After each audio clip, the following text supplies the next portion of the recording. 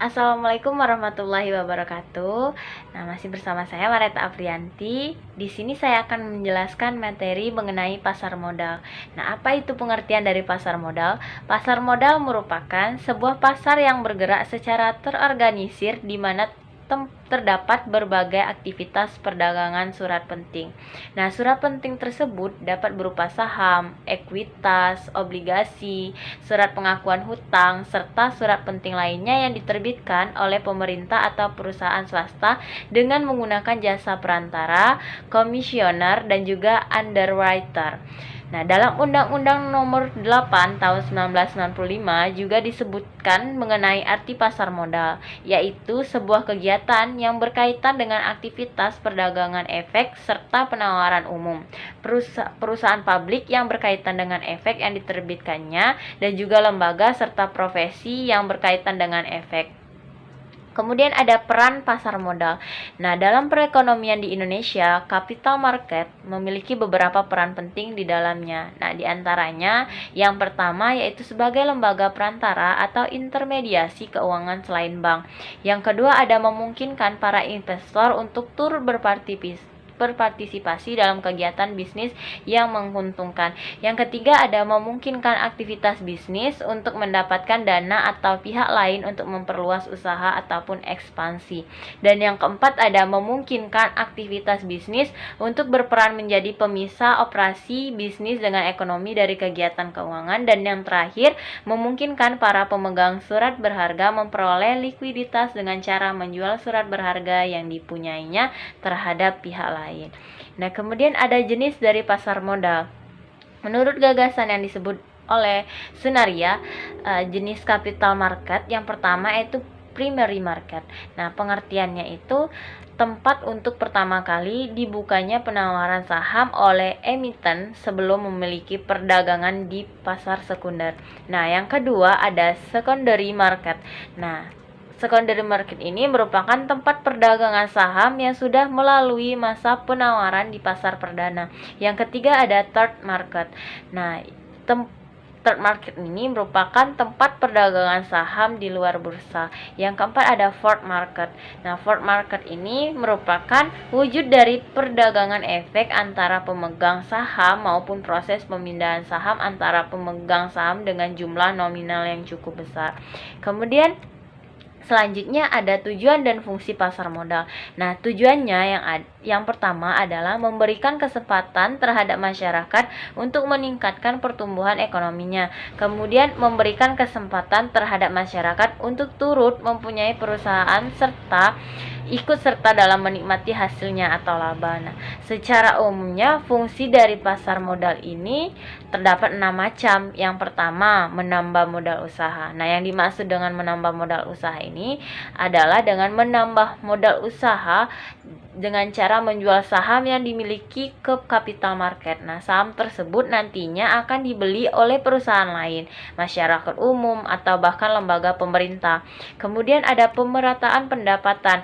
Nah, pemerataan pendapatan ini dapat dilihat dalam kurun waktu tertentu. Saham yang telah dibeli nantinya akan mendatangkan dividen atau keuntungan kepada pihak pembeli.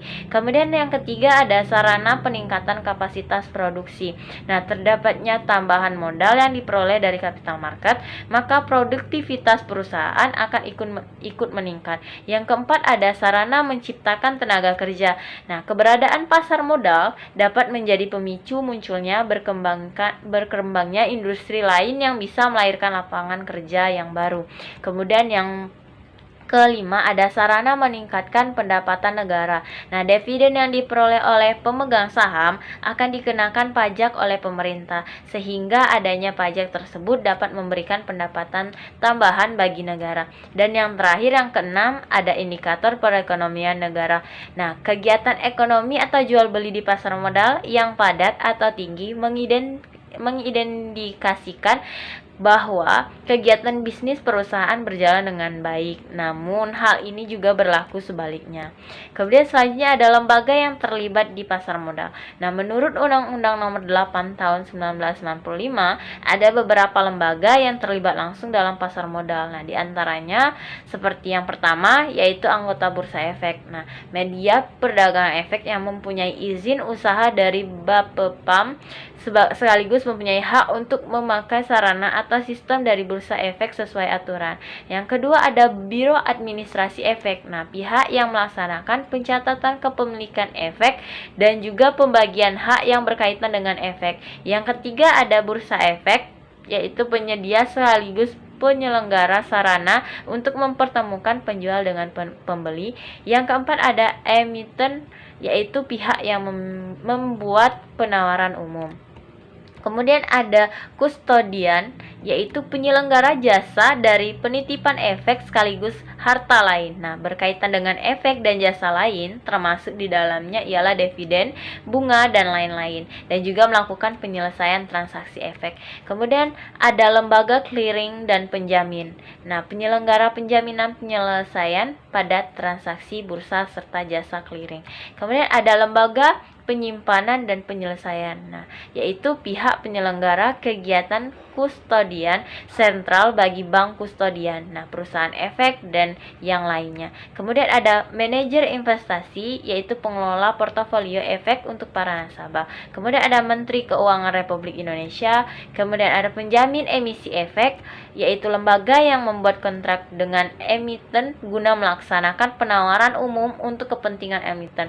Kemudian ada perantara perdagangan efek, yaitu pelaku usaha jual beli efek untuk kepentingan sendiri maupun pihak lain. Kemudian ada perseroan. Nah, perseroan di sini adalah PT yang sesuai dengan Undang-Undang Nomor 1 Tahun 1995 tentang perseroan terbatas. Kemudian ada perusahaan efek, yaitu lembaga penjamin emisi efek, media perantara perdagangan efek, dan atau lembaga sebagai manajer investasi. Kemudian ada perusahaan publik. Nah, perusahaan ini yaitu perseroan yang mempunyai saham sekurang-kurangnya 3 miliar serta sudah mempunyai kira-kira setidaknya 300 pemegang saham.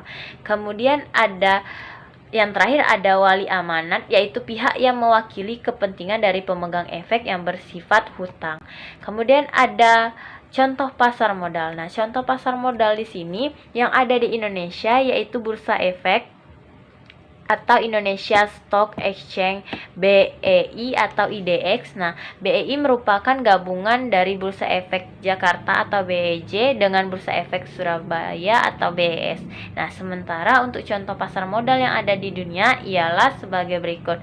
Ada yang pertama Nasdaq, ada Hong Kong Stock Exchange, ada Euronext, ada New York Stock Exchange atau NYSE, ada London Stock Exchange, Japan Stock Exchange Group, Toronto Stock Exchange, Shanghai Stock Exchange, dan masih banyak lainnya. Nah, mungkin itu saja materi kali ini mengenai pasar modal. Terima kasih kepada kalian semua yang menonton video ini. Saya akhiri. Wassalamualaikum warahmatullahi wabarakatuh.